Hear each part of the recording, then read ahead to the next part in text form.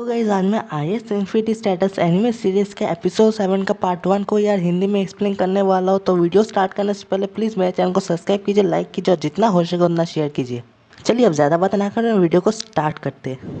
तो एपिसोड की स्टार्टिंग में हमें क्लास 1-1 को दिखाया जाता है, जो कि हमारा एमसी का क्लास है। वहाँ पर हमें दिखाया जाता है कि सेलिका बोलते हैं, क्या ये बात सच है? तब रिन बोलते तुम झूठ तो नहीं बोल रहे हो। तब हमें एक दूसरी लड़की भी दिखाई जाती है जो बोलती है कि नहीं, मैं बोल रहा हूँ ना, ये बात सच है। ये रूमर पूरा कैंपस में फैल चुका है। वो लड़की बोलना कंटिन्यू करती है और बोलती है कि मैंने सुना है कि जो टूर्नामेंट जीतेगा वो लड़की हमारा एमसी ओनिमुरा कुन के साथ डेट पे जा पाएगा। और ये सब होकी अपने सीट पे बैठकर देख रही होती है। तब सेलिका बोलती है कि क्या इचिका को ये सब पता है? तब वो लड़की बोलती है कि नहीं, मुझे नहीं लगता उसे अभी तक कुछ भी पता है। तब सेलिका बोलती है कि तुम ये सब क्या बोले जा रहे हो? तब वो लड़की बोलती है कि मेरे ख्याल से सभी लड़कियां मिलकर ये डिसाइड किए हैं। तभी गुड मॉर्निंग बोल के चार्ल्स आ जाता है उनके पास और चार्ल्स बोलती है कि तुम लोग यहाँ पर क्या कर रहे हो? तभी सभी लड़कियां भाग के अपने अपने सीट पे वापस चली जाती है और रीन बोलती है कि मुझे लगता है अपने होमरूम क्लास में वापस चला जाना चाहिए। और वो चली जाती है और सेलिका बोलती है कि हाँ, मुझे भी लगता है कि अपने सीट पर वापस बैठ जाना चाहिए। फिर सेलिका भी चली जाती है। फिर हमारे एमसी चार्ल्स को पूछता है कि यहाँ पर चल क्या रहा था। तब चार्ल्स बोलते हैं मुझे कुछ भी नहीं पता। और ये सब कुछ होकी अपने सीट पे बैठकर देख रही होती है। और उसके बाद ओपनिंग सॉन्ग स्टार्ट हो जाता है। फिर ओपनिंग सॉन्ग खत्म होता है। उसके बाद होकी को दिखाई जाती है जो कि आईएएस जो कैंपस है ना, उसकी छत पे खड़ी हुई रहती है और सोच रही होती है कि क्यों। फिर सीन हमें बैक पे दिखाई जाती है जहाँ पर होकी हमारे एमसी को बोल रही होती है कि अगर मैं किसी भी तरीके से टूर्नामेंट जीत जाता हूँ तो तुम्हें मेरे साथ डेट पे जाना पड़ेगा। फिर सीन प्रेजेंट टाइम में आती है जहाँ पर होकी बोलती है कि ऐसा कैसे हुआ। फिर सीन बैक पे जाती है इसी एपिसोड की शुरुआत में जहाँ पर सभी लड़कियाँ बात कर रही होती है वही जीतते जो जीतेगा वो ओनिमुरा उनके साथ डेट पे जाएगा। फिर सीन प्रेजेंट टाइम में आता है जहाँ पर होकी बोलते है कि ये एक रूमर में कैसे बदल गया। फिर होकी सोचती है कि ये सब तो हम दोनों के बीच पे ही रहना चाहिए था, लेकिन जो भी हो अगर मैं जीत जाता हूँ तो ये सब मैटर नहीं करता, मुझे बस जीतना है। इस बार वैसा नहीं होगा, सब कुछ ठीक होगा।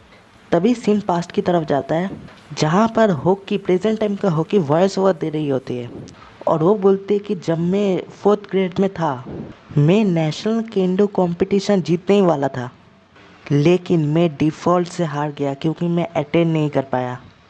ये सब मेरी बड़ी बहन की आईएएस प्रेजेंटेशन की वजह से हुआ।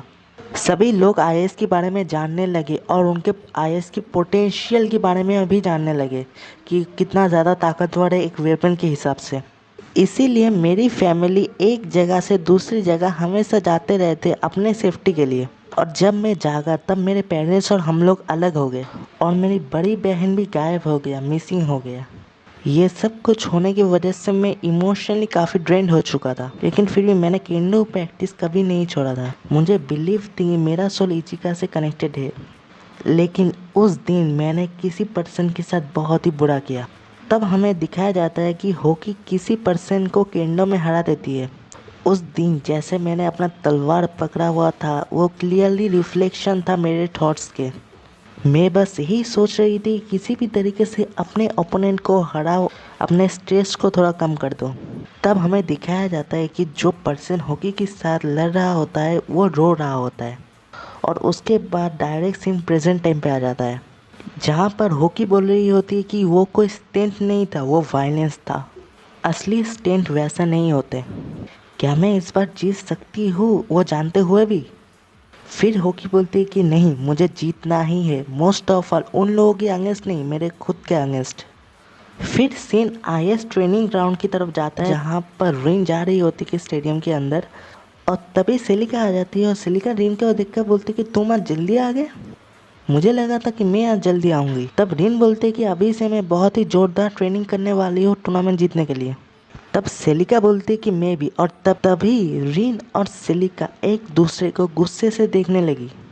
तब रिन बोलती है कि मुझे लगता है कि अभी हम लोग फाइट करके फैसला कर सकते हैं कि कौन स्ट्रॉन्गर है, राइट? और तब सेलिका बोलती है कि हाँ, मैं तुम्हारा चैलेंज एक्सेप्ट करता हूँ। सेलिका बोलना कंटिन्यू करती है और बोलती है कि कौन सबसे ज़्यादा स्ट्रॉन्गेस्ट है और सबसे ज़्यादा एलिगमेंट है वो हम लोग अभी डिसाइड कर लेते हैं। इसी वक्त फिर रिन बोलते कि वैसे तो ये क्लियर ही है कि कौन सबसे ज़्यादा स्ट्रॉन्गेस्ट है, लेकिन तभी सेलिका बोलती कि तुम्हें वो कहावत तो याद है ना, सबसे नीचे रहने वाला कुत्ता सबसे ज़्यादा जोर से भौंकता है। तब रिन बोलती है कि तुम्हारा मतलब क्या है। तब सेलिका बोलती है कि तुम अपने आप को स्ट्रॉन्गेस्ट बोल रहे हो सिर्फ मुझे प्रोवोक करने के लिए, कितना साधारण हो तुम। क्यों उसके बाद जो है ना वो मैं नहीं बता सकता, या शायद स्लैंग हो जाएगा। तब रिन बोलती कि मैं तुम्हें बिल्कुल भी नहीं माफ़ करने वाला। और फिर रिन और सेलिका दोनों ही अपने अपने आईएएस को पहन लेती है। फिर जैसे ही रिन और सेलिका एक दूसरे के ऊपर अटैक करने ही वाली होती तभी उन लोगों की मिडिल में कोई फायर कर देती है। और फिर हमें लौड़ा को दिखाया जाती है जो कि अपने आईएएस पहने हुए रहती है। फिर रिन अपने डिजिटल स्क्रीन में देख लेती है कि लौड़ा जो आईएएस पहनी हुई रहती है वो जर्मन का 3rd जनरेशन आईएएस है, नाम है स्कीवर रिगन।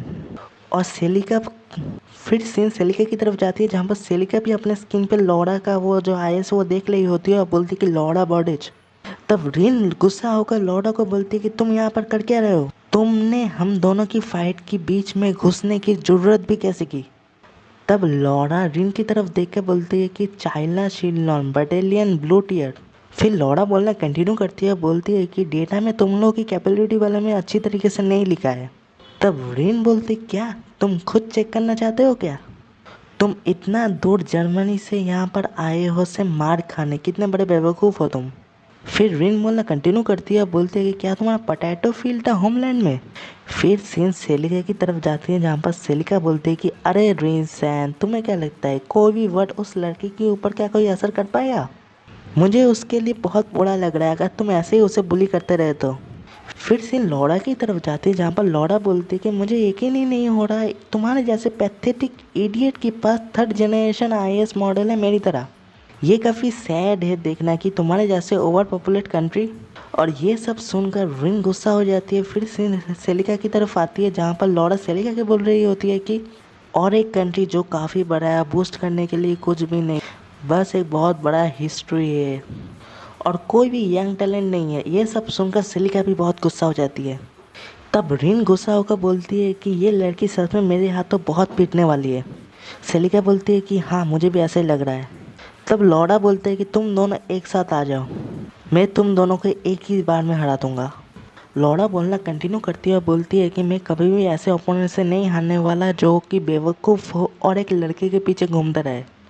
तब रिन गुस्सा होकर लौड़ा को बोलती है कि तुमने अभी क्या कहा, मुझे तो बस यही सुनाई दिया कि तुम मेरे हाथों बहुत ही पिटना चाहते हो। तब सेलिका भी गुस्सा होकर लौड़ा को बोलती है कि तुम ऐसे कैसे किसी को इंसल्ट कर सकते हो जो कि इसमें इन्वॉल्व ही नहीं है। मैं तुम्हें अभी इसी वक्त कुछ मैनर सिखाने वाला हूँ, अपनी छोटी मुँह फिर कभी मत खोलना। फिर लौड़ा बोलती है कि आ जाओ। फिर रिन और सेलिका जा रही होती है और बोलते कि तुमने ही बोला। फिर सीन हमें चार्ल्स और हमारे एमसी की तरफ जाता है जहाँ पर चार्ल्स हमारे एमसी को पूछ रही होती है कि क्या तुम आज भी ट्रेनिंग में जाने वाले हो। तब हमारा एमसी बोलता है हाँ अभी तो इंटर क्लास टूर्नामेंट लीग बहुत ही पास आ गया है ना। तभी हमारे एमसी और चार्ल्स की साइड से कुछ लड़कियाँ जाती है भागते और बोल रही होती है वो लोग कि अभी एरिना 3 में कुछ फाइट चल रहा है। और ये सुनकर हमारे एमसी और चार्ल्स शॉक हो जाता है और वो दोनों भागते हुए स्टेडियम में आता है और हॉकी भी आती है। जब फिर स्टेडियम में बहुत बड़ा ब्लास्ट होता है। फिर धुआं हटने के बाद हमें दिखाया जाता है कि रिन और सेलिका खड़ी हुई रहती है और उन दोनों के सामने लौड़ा खड़ी हुई रहती है अकेला। और ये सब देखा हमारा एमसी बोलता है कि ये सब चल क्या रहा है। फिर रिन लौड़ा के ऊपर फायर करती है और लौड़ा बोलती है कि ये सब कुछ भी नहीं है मेरे सुपरवाइजर रिगर इंटरनल स्टॉपर के सामने। फिर लौड़ा अपने हाथ से एक सील टाइप का बनाता है और वो फायर जो है ना वो सील से क्लैश होकर रुक जाता है बिल्कुल। और ये देखकर हमारा एमसी शॉक हो जाता है कि वो एक कैनन अटैक को रोक दिया। तब चार्ल्स बोलती है कि ये AIC है। तब हॉकी बोलती है कि अच्छा तो ये ऐसे इम्पैक्ट कैनन को डिफ्लेक्ट भी कर सकती है। तब हमारा एमसी चार्ल्स की तरफ देखकर बोलता है कि AIC ये क्या है। चार्ल्स बोलते हैं कि स्क्रूवाइजर रिगर 3rd जनरेशन टेक्नोलॉजी है, एक्टिव इंटरनल कैंसिलर। तब हॉकी बोलती है कि इसे इंटरनल स्टॉपर भी कहा जाता है। फिर हमारा एमसी चुप हो जाता है। तब हॉकी हमारे एमसी की तरफ देख कर बोलता है कि तुम्हें कुछ भी समझ भी आ रहा है। तब हमारा एमसी बोलता है उन लोगों को देखना ही इनफ है। फिर सीन मैच की तरफ जाती है जहाँ पर रिन लगातार लौड़ा के ऊपर फायर कर रही होती है और लौड़ा आराम से उसे डिफेंस कर लेती है। फिर रिन बोलती है कि लौड़ा मेरे हर अटैक को परफेक्टली ब्लॉक कर सकती है। फिर लौड़ा अपने आयत से रस्सी टाइप का छोड़ता है और वो रस्सी जाकर रिन के पैर में अटक जाता है। और लॉरा बोलती है कि और ये थर्ड जनरेशन मॉडल है, ये बिल्कुल भी फनी नहीं है। फिर सेलिका अपने विंग से लॉरा के ऊपर फायर करने लगती है और मिसाइल भी मारती है, लेकिन लॉरा आराम से उन मिसाइलों को डॉज कर रही होती है। फिर लॉरा अपने सील से उन सभी मिसाइल और फायर को रोक देती है और तभी सेलिका बोलती है कि मैं तुम्हें इसी जगह पे चाहता था। लॉरा भी बोलती है कि मैं भी, और फिर दोनों एक दूसरे को एक ही टाइम में सेम टाइम में फायर करते हैं और बहुत ही जोर का धमाका होता है। फिर लॉरा जो रस्सी रिन के पैर में बंधी हुई रहती है ना, उसे खींचकर रिन को डायरेक्ट सेलिका के ऊपर फेंक देती है और रिन और सेलिका डायरेक्ट जगह मिट्टी से क्लैश हो जाती है। फिर लॉरा रिन और सेलिका के सामने आ जाती है और रिन गुस्सा होकर अपने जो कैनन है ना, उससे लॉरा के ऊपर फायर करने के लिए रेडी हो रही होती है। तब लॉरा बोलते कि तुम्हें अभी भी लगता है कि उस फायर से मेरे ऊपर कोई असर होगा। तभी लॉरा भी अपने बंदूक से रिन के ऊपर फायर कर देती है और तभी उसी टाइम सेलिका भी मिसाइल मार देती है लॉरा के ऊपर और काफ़ी ज़ोरदार धमाका होता है। फिर रिन और सेलिका उस धमाके की जगह से बाहर आती है थोड़ा दूर। फिर रिन सेलिका को बोलते कि तुमने इतने शॉर्ट रेंज में मिसाइल फायर कर दिया, क्या तुम सच में पागल हो गए हो। तब सेलिका बोलती कि तुम मुझे बाद में ये सब बता सकते हो, लेकिन अब जो ये मैंने मिसाइल मार दिया इतने शॉर्ट रेंज में, उसे सच में बहुत ही ज़्यादा डैमेज लगा होगा। और तभी रिन की आंखें फटी की फटी रह जाती है और धुआं हटने के बाद हमें दिखाया जाता है कि लॉरा खड़ी हुई रहती है और उसे एक खरोच तक नहीं आया। लॉरा बोल रही होती है क्या तुम्हें बस इतना ही दम है, अभी मेरी बारी है। और फिर लॉरा अपने जो रस्सी से रिन और सेलिका दोनों की गला पकड़ लेती है और फिर लॉरा रिन और सेलिका दोनों को ही बहुत ही जोरदार मारने लगती है और वो दोनों की गले में रस्सी बंधी हुई रहती है, इसलिए वो दोनों अपने हाथ यूज़ नहीं कर सकते, वो लोग रस्सी को पकड़े हुए हैं। और तभी रिन और सेलिका की डिजिटल स्क्रीन में दिखाया जाता है कि life support system cannot contact warning. तभी चार्ल्स बोलती है कि ये बहुत ही ज़्यादा, उनका सील अब ज़्यादा देर तक टिक नहीं सकता। तब होकी बोलती है कि उनका आईएस अगर फोर्सफुली डीएक्टिवेट हो गया तब उनको सीरियस डैमेज हो सकता है। फिर हमें दिखाया जाता है कि लॉरा मार मार के रिन और सेलिका दोनों की आईएस को थोड़ा सा तोड़ देती है। तभी होकी को भी अपना पास्ट याद आता है, वो ही वाला सीन जब होकी उस केंडो फाइट में उस बंदे को, वो जो पर्सन था उसको कितना मारा था। फिर से प्रेजेंट टाइम में जब हमारा एमसी बोल रहा होता है कि रुक जाओ लॉरा, अब और मत मारो उन दोनों को, लेकिन जो शील्ड रहता है ना स्टेडियम की साइड में, इसी वजह से कोई बाहर से अंदर नहीं जा सकता, कोई अंदर से बाहर नहीं जा सकता। तब लॉरा हमारे एमसी को देखता है और हंसती है और ये देखकर हमारा एमसी गुस्सा हो जाती है और अपने बाकुश्की को बुला लेता है। और फिर हमारा एमसी बाकुश्की को पहनने के बाद डायरेक्ट जो स्टेडियम का जो शील्ड है उसे तोड़कर अंदर चला जाता है स्टेडियम के अंदर, और इधर ही यार पार्ट 1 ख़त्म होता है। तो उम्मीद है आप लोगों को अच्छा लगा होगा यार।